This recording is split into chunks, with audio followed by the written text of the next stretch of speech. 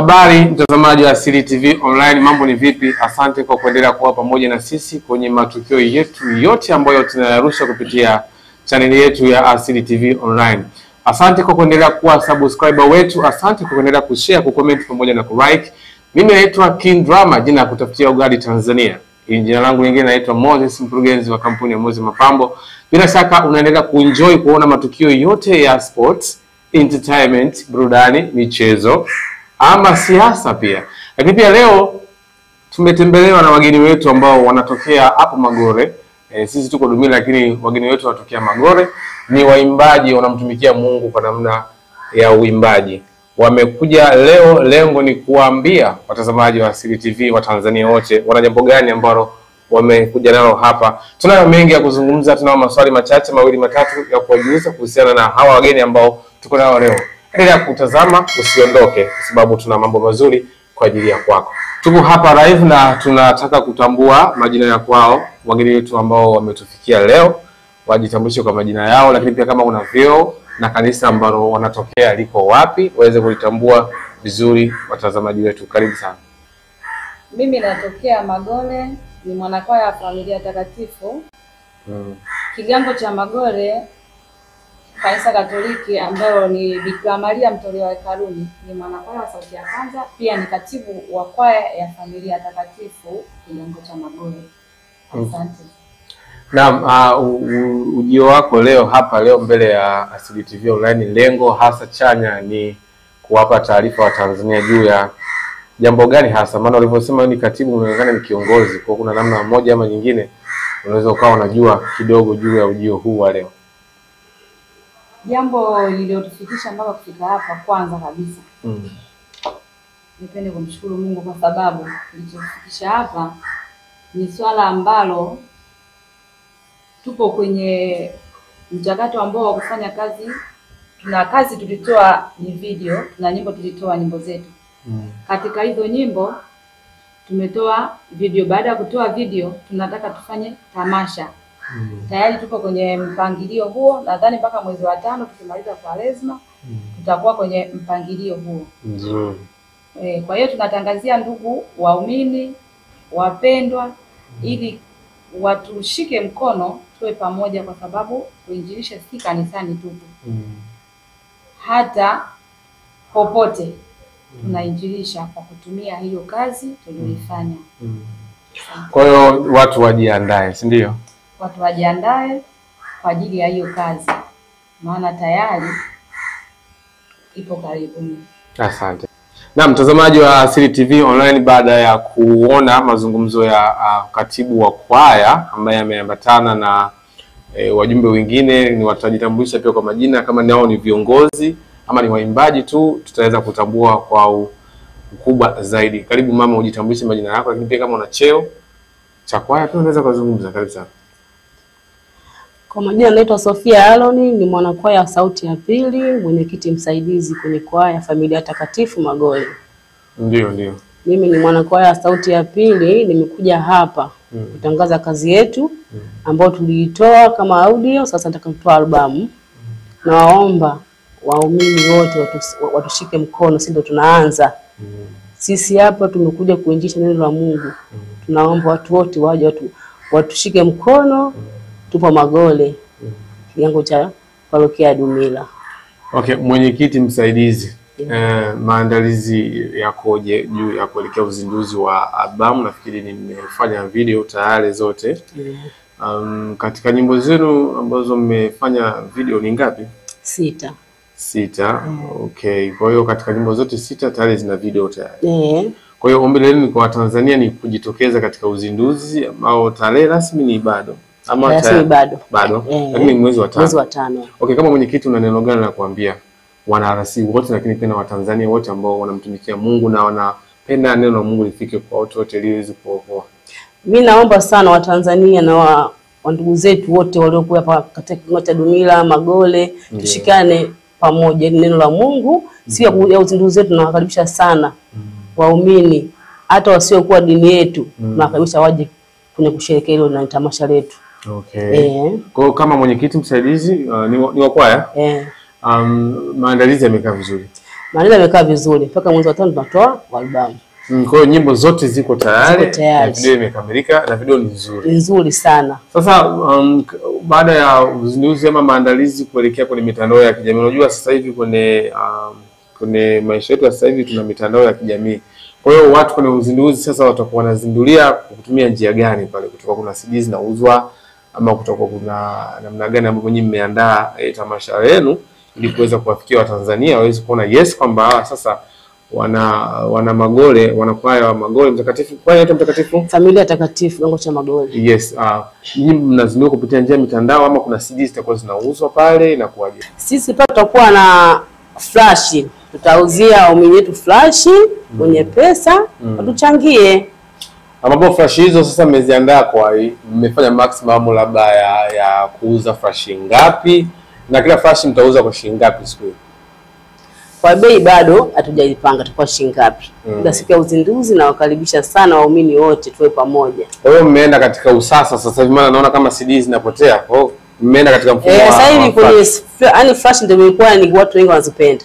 Lakini CD watu wengi ukitumia muda mwezi mingapi ina scratch ama inaharibika. Kwa hiyo maandalizi yako vizuri, mwenyekiti msaidizi. Yako vizuri sana. Watu wajiandae kushuhudia performance nzuri. Wanakuwa tumejitoa. Kwa mtapendeza sana siku hiyo, ni sare zinabadilika, mnaingia hapa wanatufahamu, parokia dunia wanatufahamu. Kama mko vizuri? Sisi tuko vizuri sana. Nashukuru. Kwa majina umesema unaitwa nani? Naitwa Sofia Aloni. Mwenyekiti msaidizi. Familia takatifu. Asante sana. Nitarudi tena baadaye hapo. Naam, huyu ni mwenyekiti msaidizi wa kwaya ya familia takatifu bila shaka kutoka kigango cha Magore pale, si ndio? Yeye amezungumza juu ya maandalizi ya kuelekea uzinduzi wa album ambayo ina nyimbo 6, si ndio? Nyimbo 6 ambazo zimeshutiwa zote na tutaenda kushuhudia pia uzinduzi mkubwa sana. Kwa hiyo amewaahidi Watanzania wote na pia amewaomba juu ya kuwasapoti namna moja ama nyingine, kwa sababu neno la Mungu haliwezi kwenda hivi bila kuwa na pesa chochote kile, kwa sababu kuna usafiri, kuna namna huduma kibao zinahitaji fedha. Kwa hiyo namna moja ama nyingine, mtumishi wa Mungu, unaweza kuguswa kwa mchango wa kwako. Tutakuja baadaye kutaja namba gani ambayo unaweza kutumia kwa ajili ya kuwagusa katika mchango wowote wa mali na hali, hata kwa support pia, kwa kuwapa ushauri namna gani ambapo jambo linaweza likaelekea kuwa zuri zaidi. Naam, bila kusahau hapa tunaye pia Anko, ameambatana na kina mama hawa, yuko peke yake Anko. Yeye ni nani na anaitwa nani na anacheo gani katika hii kwaya? Twende moja kwa moja tukamsikilize maneno yake mafupi, anatuambia nini juu ya ujio kwao siku hii ya leo. Karibu sana Anko. Asante sana ndugu mtangazaji wa Asili TV. Nadhani mimi kwa majina yangu ni Cast Felix Joseph. Ndio. Ni mwanakwaya familia takatifu. Yes. Vile vile ni mwimbaji wa sauti ya 4. Ndio.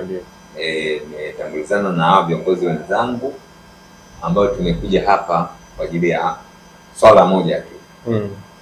Swala lililotuleta hapa ni kwa ajili ya utambulisho wa album yetu. Yes. Ina maana kwamba tuna album ya kwanza ambayo ipo audio. Audio hiyo haijakamilika kuwa vitu. So album ambayo tunaiandaa kwa sasa ni ya video ambayo yenye nyimbo 6. Kwa hiyo kuja kwetu ni kutambulisha umma. Ndani sisi ni wanakwaya familia takatifu kutoka kigango cha Magole. Ndani kama nilivyotangulia kuzungumza mwanzo. Kikubwa tunahitaji support. Support tutaipataje?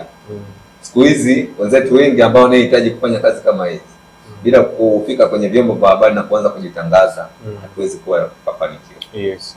Kwa hiyo kujitoa kwetu huku kwenye mitandao ni kwa ajili ya kuomba support kwa ndugu waliokuwa sehemu mbalimbali.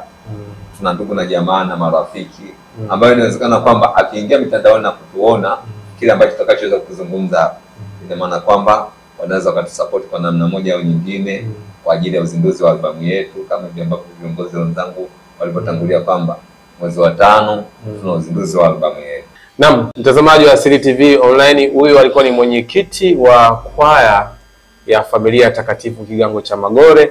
Amezungumza juu ya maandalizi yake na juu ya maombi kwa Watanzania na Wakristo wote Tanzania, namna gani ambapo tunaweza kwa support kuelekea uzinduzi wa albamu yao kubwa kabisa ambayo imebeba nyimbo nzuri za kwenda kuwainjilisti Watanzania wote, namna gani ambapo neno la Mungu linaweza kuwafikia kwa urahisi zaidi. Naam, na maswali bado niko nayo mengi, na kumbe mwenyekiti ndio huyu bwana. Sasa Mwenyekiti, namna gani sasa Watanzania wanaweza kuwasupport kwa njia ipi ya mitandao? Namna gani michango yao inaweza kuwafikia nyinyi? Hebu tupe ufafanuzi hapo mwenyekiti. Asante sana ndugu mtangazaji.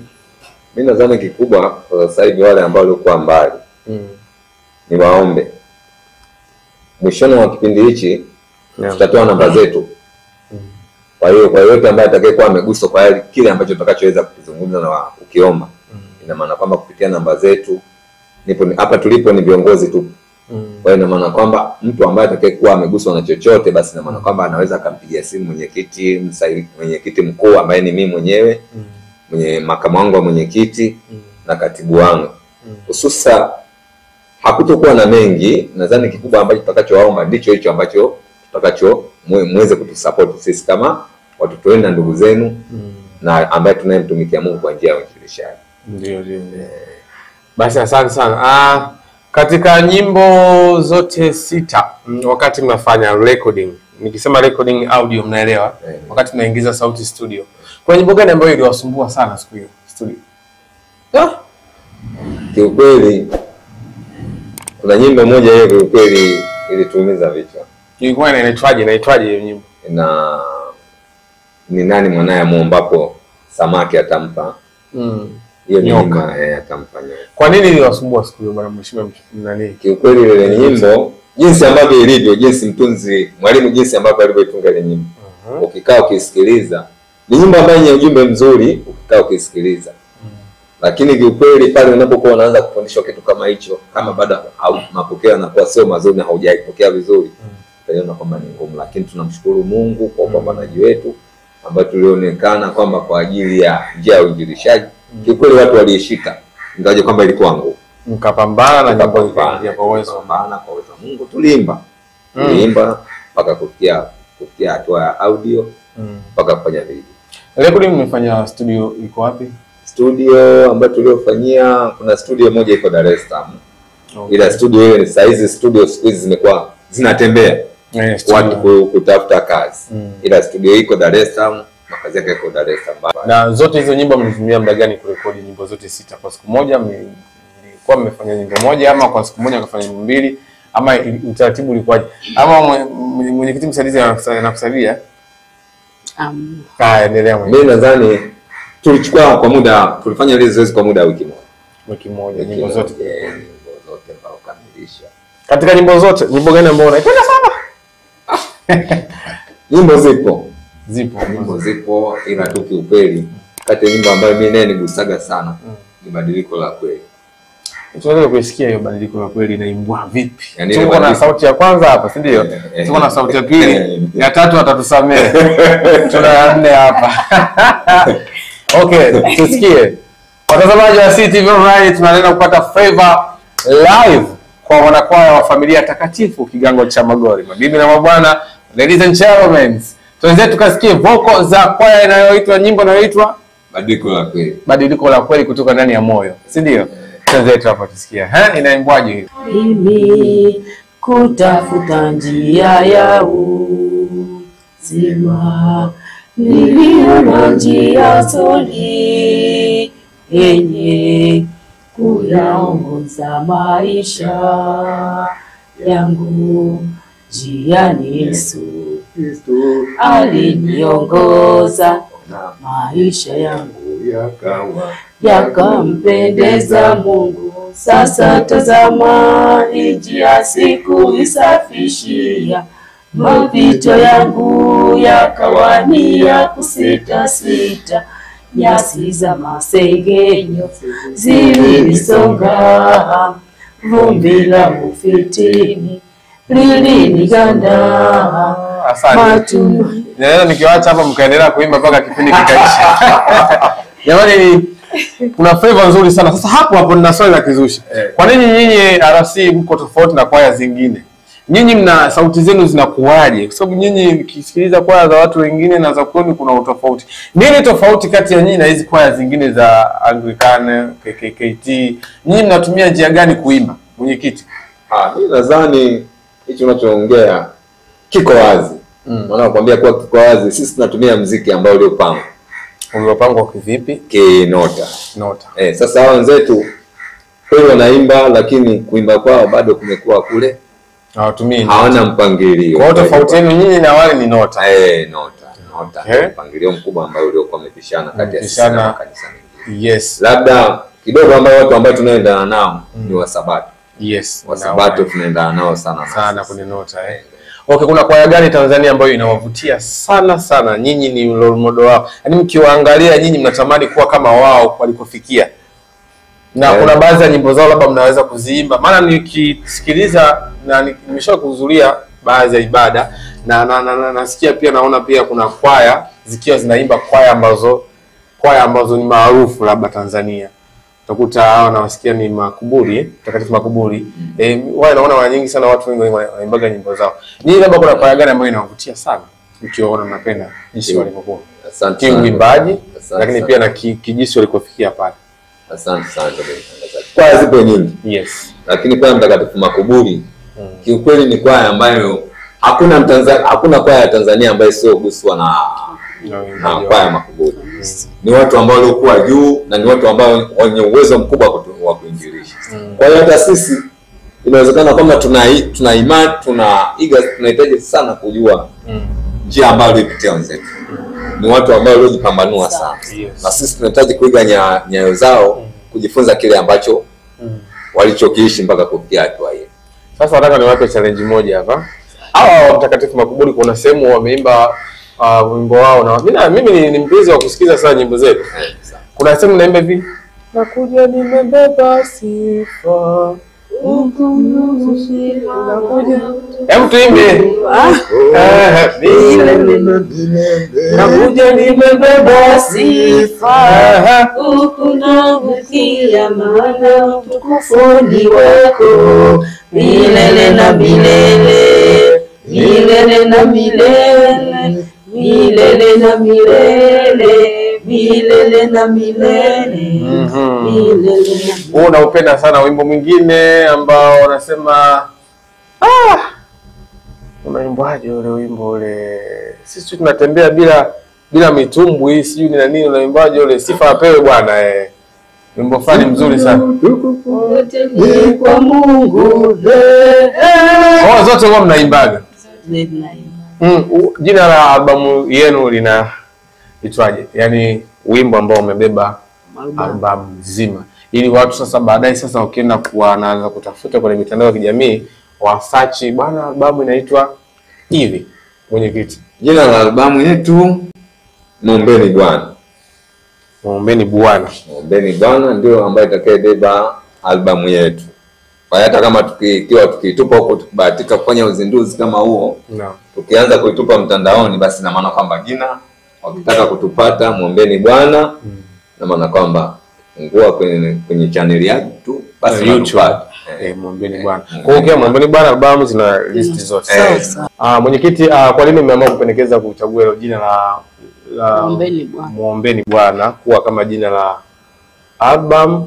Lakini pia natamani kusikia, ama watazamaji wangu natamani kusikia majina mengine ya nyimbo zote 6 ambazo zipo katika albamu yenu inayotarajiwa kuzungumzwa. Karibu sana mwenyekiti. Jina hilo ni kama jinsi ambavyo nilivyokuwa nimetangulia kuzungumza kwamba ni jina ambalo kikao kilitafakari, jina ambalo ni utukufu, kwa sababu hakuna mtu ambaye anayefanya kitu bila kumuomba Mungu. Kwa hiyo na sisi albamu yetu, kwa sababu ina nyimbo ambayo yenye kumtukuza Mungu, na maana kwamba tukaona kwamba ni bora kusema kwamba hii ndio nyimbo ambayo itakayebeba albamu yetu, kwa sababu ujumbe wake unaendana na maandiko.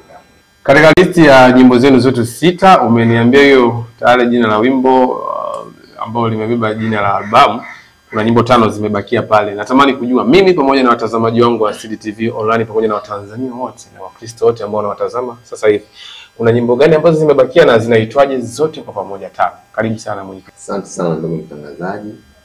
Mimi nadhani kwenye albamu yetu kama Muombeni Bwana ndio nyimbo ya mwanzo ambayo iliyobeba albamu. Nyimbo nyingine ya pili? Nyingine ya pili ni Badiliko la Kweli. Nyimbo ya 3 Bikira Maria mtolewa hekaluni. Nyimbo ya 4 Kwa Neema. Ya 5 Ulizo Kuu. ya 6 ndio nadhani ndio ile beba albamu. Naam, niko nao hapa waimbaji wa kwaya ya Familia Takatifu Kigango cha Magore. Niko na mheshimiwa mwenyekiti, niko na mwenyekiti msaidizi, lakini pia niko na katibu mkuu, si ndio? Niko na lineup yote ya viongozi wa kwaya ya Familia Takatifu. Wao wamekuja hapa kwa Watanzania na Wakristo wote duniani Tanzania kwa ajili ya lengo la kuhamasisha na kuwaomba juu ya kuelekea uzinduzi wa albamu yao ambayo inaandaliwa vizuri. Na mwezi wa 5 albamu itakuwa iko live na Watanzania wote. Kazi kwetu kwanza kuchukua mahubiri hayo na kupata mahubiri mazuri kutoka kwa njia ya kwaya. Mtazamaji wa CTV Online, kama unavyopata kujua katika maisha yetu ya kawaida tunayoyafanya, kila eneo na kila engo ambalo tunalifanya lazima lipitie changamoto. Natamani kujua mimi pamoja na watazamaji wangu hao wanakwaya wanapata changamoto gani juu ya kufanya mazoezi na kufanya mazoezi, labda maandalizi yao kuelekea studio production. Changamoto zipi ambazo zinawakumba katika njia ambayo wanaitumia kufanya mahubiri, njia ya uimbaji? Wanapata changamoto gani? Hebu tuende tuweze kuona namna gani ambavyo wanapata changamoto na namna gani ambavyo wanaweza kuzikabili. Mheshimiwa mwenyekiti, umezungumza sana. Sasa hivi nianze na mheshimiwa mwenyekiti msaidizi, nimalize na katibu, afu mwisho kabisa nitakupa maiki wewe. Mheshimiwa mwenyekiti msaidizi, changamoto gani ambazo mnakutana nazo katika njia yenu ya kupeleka injili kwa njia ya uimbaji? Asante ndugu mtangazaji. Changamoto zipo. Sisi wanakwaya wa Magore bwana tuna shida sana ya walimu. Naam. Yaani walimu tunapata tabu mno. Walimu ni kwamba wanakuwa hawapo, yaani walimu hawapo, yaani wanakuja na kuondoka, tupate hela tumtoe mwalimu Mvomero tufundishe pale Magore. Changamoto ni hiyo kubwa sana. Kwa hiyo walimu huwa wanalipwa sasa mtatoka Mvomero atakuja kwenu kuwafundisha afu utoke bila chochote. Inawezekanaje? Kwa hiyo nyinyi wakati kwaya yenu mnaanzisha ilikuwa ni mwaka gani pale mkaanza kabisa rasmi kwamba tunaanzisha hii kwaya? Ilikuwa nakumbuka ni mwaka gani na mlianza na mwalimu gani? Na kwa nini mwalimu mnaanza naye hayupo kwa sasa? Mwaka tulivyoanza kwaya ni muda sana. Kwa sababu mwalimu tulikuwa tunamtegemea ni Msongo, kipindi yuko hapa alikuwa anatufundisha, tulikuwa hatuna shida yoyote. Ilikuwa mwaka gani hiyo? Ilikuwa mwaka kama 2006. 2006. Ndio kigango cha parokia nani inaanza? Kwanza tulianza mwaka 90. 90. Ndio mmeanza kuimba. Wote kwa pamoja hivi? Okay. Na mpaka kufikia mmekaa sawa kabisa ilikuwa ni mwaka gani pale? Kaa sawa kama mwaka 2004. Tulikuwa tuko sawa, pindi mwalimu John yupo hapa tulikuwa tunalaa sana. Alikuwa ni mwalimu wetu mkuu. Okay. Kwa hiyo changamoto kubwa ni walimu wa kuwafundisha kwaya. Okay. Kwa hiyo mwalimu ambaye alikuwepo kwa mpaka sasa hivi ni kama walimu wangapi wameshapita pale? Walimu wengi. Walimu wengi. Huwezi kuwakumbuka wote. Pale tulikuwa na mwalimu Edu.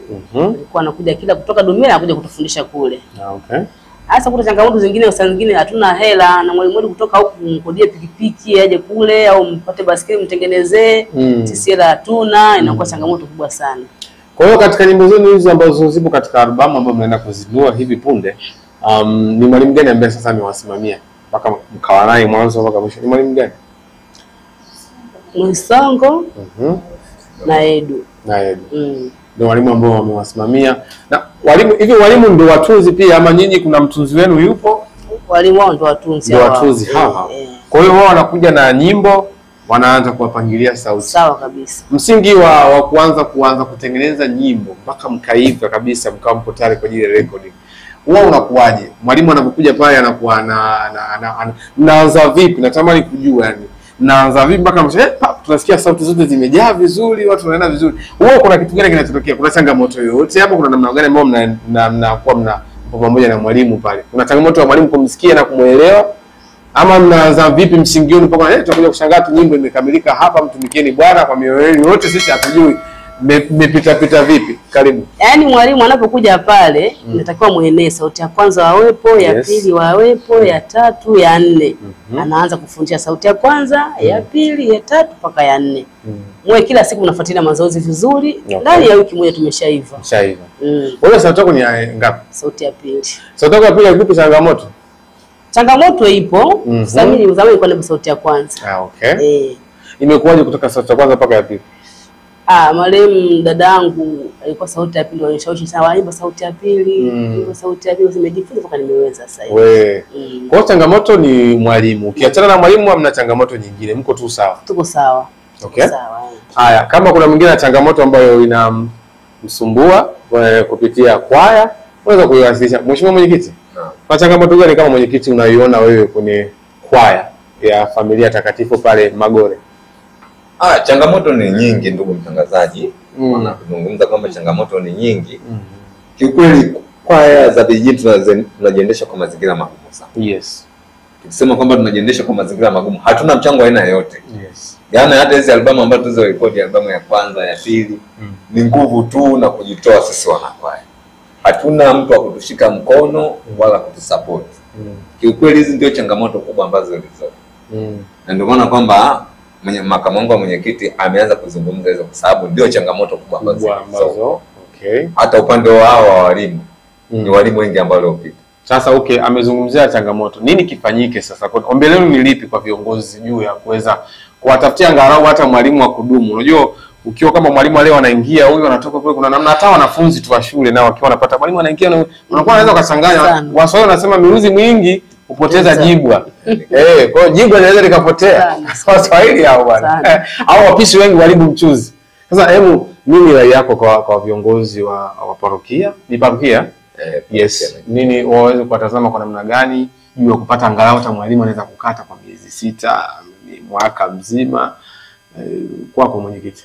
Ili bwana tunajitahidi sana. Tunajitahidi sana kupambana na viongozi wa halmashauri ya Kigango mpaka parokia. Lakini bado mwamko umekuwa mdogo sana, na hisi ni parokia letu au ni kujifunza kwa wenzetu. Na imani kwamba mpaka hata makuburi ambayo tunayozungumzia hapa kwamba wamevuka hatua. Na maana kwamba inawezekana kuwa walikuwa wanashikwa mkono na huko alikotokea. Lakini shida sisi kwenye parokia yetu na Kigango bado hii support imekuwa ndogo sana. Kwa waumini sasa wa kanisa la nini Kigango sio parokia bado? Ni Kigango cha Magore. Yes. Okay. Waumini wao wanasemaje? Unaona mmoja kuwashirikisha padri na nini viongozi wale wengine ukiachana na unajua kuna viongozi wenyewe wa kwaya na je viongozi wa kanisa, wazee wa kanisa si wapo? Nyinyi mshawahi kuwafikia labda? Yaani kiukweli kwa upande wa waumini tumeshawashirikisha sana. Tulikuwa nao. Lakini unavyojua yaani mwamko wa vijijini tofauti nao. Okay. Yaani kujitoa kusema kwamba tuwasupport hao watoto wetu kidogo sana. Kweli mtu anajitoa kusupport lakini hatoi kile cha kusema kwamba niwasaidie watu. Kutoa hela yake mfukoni. Yaani mtu anatoa kwa shingo upande. Yaani hata kama hivi zoezi zima ambalo la kurekodi na shooting ni gharama kubwa sana. Yes. Lakini tulikwambia kwamba ndugu mtangazaji hata hicho ambacho kilichotoka kwenye upande wa waumini kiukweli ni aibu atakuwa. Okay. Mimi na ushauri ama ninaombi ama nina swali kwenu kwamba mnaonaje ama mmefikiria kwamba labda nyinyi kama kwaya binafsi mkatengeneza kitega chini uchumi ambacho kinaweza kikawasaidia kwa namna moja ama nyingine kuweza kuziba haya mapengo ama hizo changamoto zingine. Maana kuna kwaya nyingi zimeanza kuweka na miradi yao sasa hivi. Nimeona kwa sababu mnamtumikia Mungu yes, lakini sasa hivi mtumia Mungu bila kuwa na hela kuna ugumu kidogo. Huwezi kufanya hicho kitu kikaenda. Kwa hiyo nyinyi kama kwaya ya Familia Takatifu pale Magore mmeweza kuwaza ama mmewaza kwamba sisi tutumie njia gani ya kupata kipato chetu, tutengeneze labda tuseme vitu fanya biashara fanya ambazo zinaweza hii ni ya kwaya kwamba kwaya itakapoingia tunaweza tukajiwezesha sisi wenyewe. Hiyo mheshimiwa mwenyekiti mmeweka waza hilo huwa tunalifikiriaga. Okay. Maana kusema kwamba tunalifikiriaga nadhani kitu ambacho kikubwa ambacho tunachokiona kwamba kinatuwezesha ni kushiriki kwenye mikesha. Mikesha ndio ambayo tunaona kwamba inajaribu kutuweka kwenye mazingira ambayo kuona kwamba tunaingiza 200. Na sisi wenyewe waga tunakuaga na guarantee ya kuona kwamba tutajitunishaje kwenye mfuko wetu kuwa na pesa ambayo tutakayokuwa tunajisaidia. Tunachangishana wenyewe.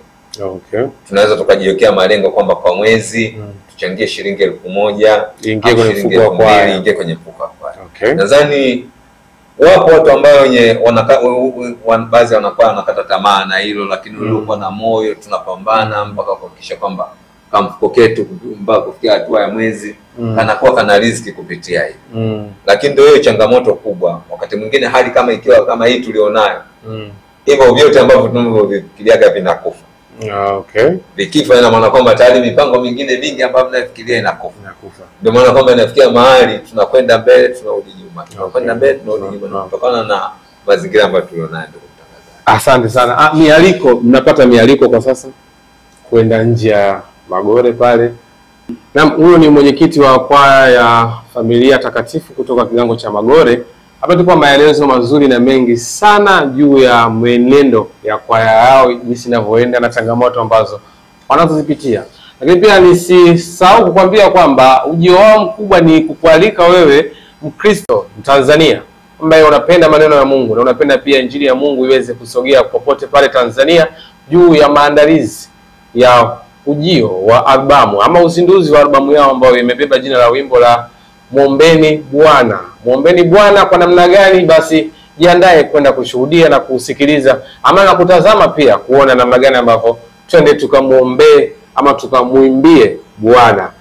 Niko hapa na mwenyekiti msaidizi lakini pia na katibu. Tumalizie hapa mwenyekiti msaidizi, maandalizi ya mwisho, neno la mwisho la kuambia Tanzania na Wakristo wote wana RC wote Tanzania juu ya kuelekea uzinduzi. Neno la mwisho.